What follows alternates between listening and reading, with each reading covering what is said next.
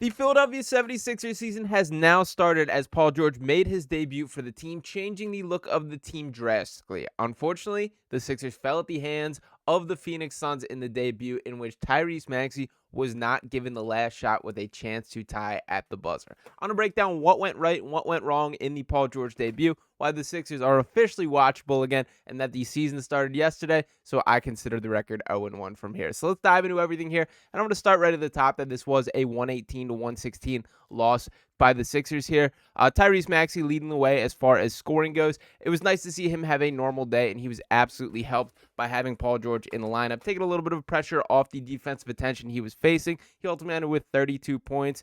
Pretty strong game from Maxey overall. He had a couple of his scoring bursts, which I think are a huge storyline with him and one of the biggest things that really brings things to the table and helps the Sixers team. Also want to shout out Gershon Yabusele, who had his best game in a Sixers uniform thus far. The Frenchman played 30 minutes, finished with 19 points shot, 5 of 11 from 3, also added 7 rebounds and 6 assists. He's straight up been better than Andre Drummond in these recent games, and he really stood on his head last night. It was very clear that the Suns were willing to live and die with his three-point shots, and I love the way that he looked confident, took every one, and knocked down 5 of them in the game. And I thought the connective passing, those 6 assists, were very impressive to me, that you can see kind of the European influence in his game, and it's something that has really become clear to me as he's going to play a key role on the Sixers team, and that's just much more evident now that Paul George is a part of it. Now, it was not the best Paul George performance last night that he ultimately finished with 15 points. He did have 5 rebounds and 4 assists to pull up his full stat line here, and with all due respect, I do think Hater Central being a little bit strong on our guy Paul George, that I thought it was a pretty good debut. We did see a little bit of rust, but it is clear the things that he can do for this team. And we know the caliber of talent that we're getting in Paul George. That just last season, this was a guy that averaged 22.6 points per game, shot 41.3% from 3. It was clear to me the biggest thing is my entire lifetime, I have not seen a Sixers wing to be able to create the way that Paul George has. And the number one thing that is different about Paul George, and I don't want to keep bringing him up as a comparison, but for the sake of this, from Tobias Harris here, is there was no instincts as a playmaker that Tobias had. That when he was in his lockdown mode, when we got those Tobias possessions, it was him dribbling into a little bit of a post-up and then a fadeaway jumper, a really tough two. For Paul George, he keeps his options open. And I thought last night specifically, he made a ton of really nice decisions on drive, cave the defense, and kick out the shooters. And to provide a little bit of context for that specifically here, shout out to my guy Tiago at Edge of Philly Sports, who says Paul George registered 10 passes off 16 drives last night, which, for context, is already 2 more than Oubre all season. He's not a big Oubre fan, although I thought Oubre was excellent in his role last night as well. 30% of Philly's field goal attempts were deemed wide open, a large uptick from the first 5 games. And that was a lot due to George. That was something that stood out to me a ton. Personally, I would have loved for him to be a bit more aggressive, attacking the rim and go up strong. Thought he passed up a couple looks with that, but I thought, he's still ingratiating himself to his teammates, making the proper decisions, and that's something that is going to open up this offense in a lot of ways. I think the number one takeaway that I had from last night is you see the roles for all these guys shift in a much more natural way with Paul George, another creator on the floor. When you have him and Maxey, it's a lot less on guys like Kelly Oubre's plate, guys like Caleb Martin's plate, guys like Eric Gordon and Kyle Lowry, and you see how this team fits together, and this is all without Joel Embiid playing on the floor just yet. Now, the biggest thing that I've seen a ton of critique about is the way this game ended. Now, obviously, it's frustrating from the standpoint that the Sixers had a lead late in that game with about 3 minutes left to play. I believe they had a 7-point lead in that game. It's frustrating to lose that one, but the thing that I will say is, again, the quality of basketball was far better last night, and I do think that the Suns are a legitimately good team. So this isn't one that I'm, screaming against the wall, throwing the remote and all those type of things. Now, let's get into exactly what happened, and I'll start by pulling up the final play here. So first, we see Kevin Durant get to his spots. Don't love Yabusele on it, but a strong take by KD. This was to put the Suns up 2 with 24 seconds on the clock. And in the final possession, the Sixers did have a timeout. I personally love that Nick Nurse did not call the timeout, that I do think this is something that in the first game with Paul George, let this team play through it. Now, Kyle Lowry comes and sets the screen. George gets Grayson Allen on him, which is the matchup that he wanted. You're picking your poison a little bit. Allen is not a bad defender by any means, but you got to take on somebody. Gets a little bit of a move, takes a step back, cannot hit. Caleb Martin kick out, and Tyrese Maxey also does not hit. I don't think he got it off in time anyway. A lot of critique about that. Now, for what it's worth, I do think that should have been Tyrese Maxey's shot. That I do think he had the hot hand. He had 31 points in the game. He was the guy who has been a foundational point, has grown into an all-star caliber talent, and had it going last night. So I do think that should have been his shot. I also kind of love that Paul George has the stones to step in there and take it, that he got the matchup he want. We can talk about the shot quality.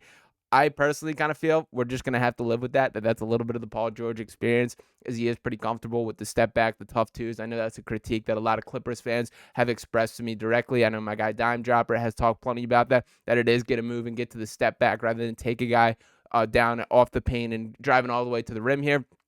Personally, the positives to me, I think it was the right call from Nurse to let these guys play through it. They got to figure out their hierarchy on their own a little bit, and in their first game, why not? If he had knocked down that shot, all of a sudden we're praising Paul George as what a debut. This guy changes everything. So I love that he stepped up and took it, got the matchup. Now, as far as the Maxey conversation, I do think it should have been his shot. We can talk clear if Nick Nurse wanted to call a play and make sure that was the case.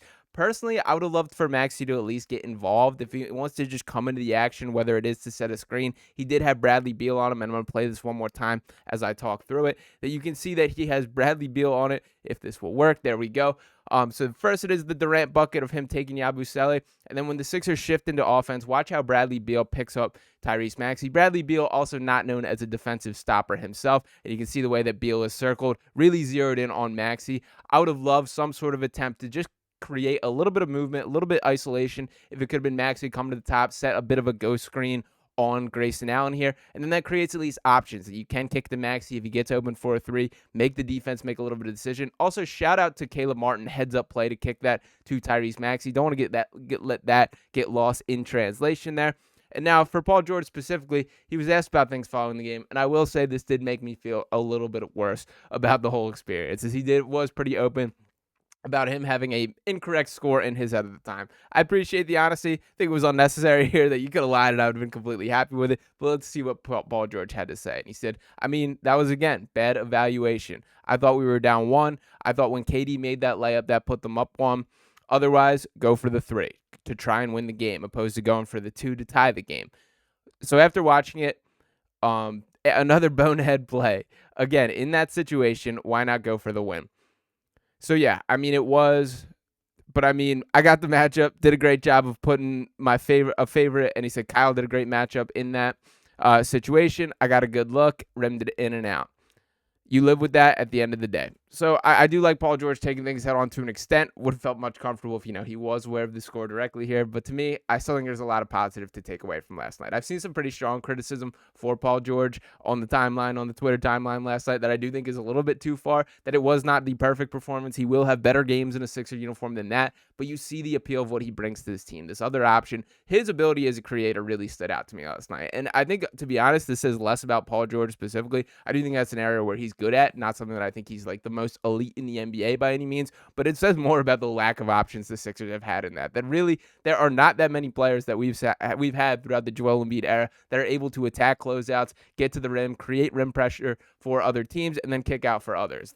You can think about Ben Simmons, but Ben always never had kind of the threat of the scoring option that we have with a guy like Paul George, but he was a guy that was constantly kicking out to teammates. That helps offense, that generates some real tough decisions for defense, and overall, still a lot of positive to take from what we saw from that.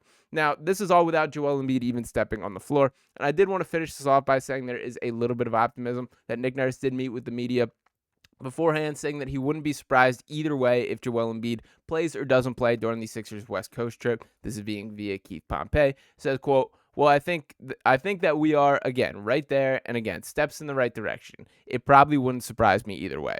So obviously the Sixers will return to facing the Clippers on Wednesday. So Paul George making his reunion there. I expect a little bit more fireworks in that. But for the time being, I think we should celebrate that this Sixers team is at least watchable again. You can see the remnants of an actual contending level basketball team that will fully be put in place when Joel Embiid is here.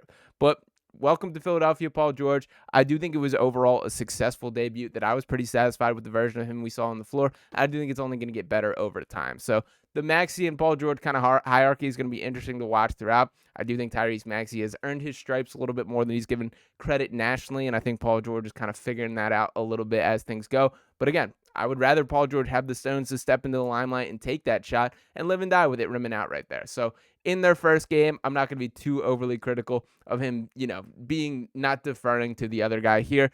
Paul George has been that guy for pretty much the duration of his career in a lot of different situations and a lot of different teams. I'm talking about the Pacers, where he was head and shoulders the clear-cut best player on the team. The Thunder, where he played a role with that share and with Russell Westbrook. Even the Clippers, where there was a lot of games where Kawhi Leonard was not that available option for him. The bottom line is Paul George has needed to step in those shoes for quite some time, and it is a good thing for the Sixers to have another guy willing and capable of doing that. So did it work last night? No. Is it a disappointing loss based on the context of how that game played out? Absolutely. But did this loss still make me feel significantly better about the direction of the Sixers?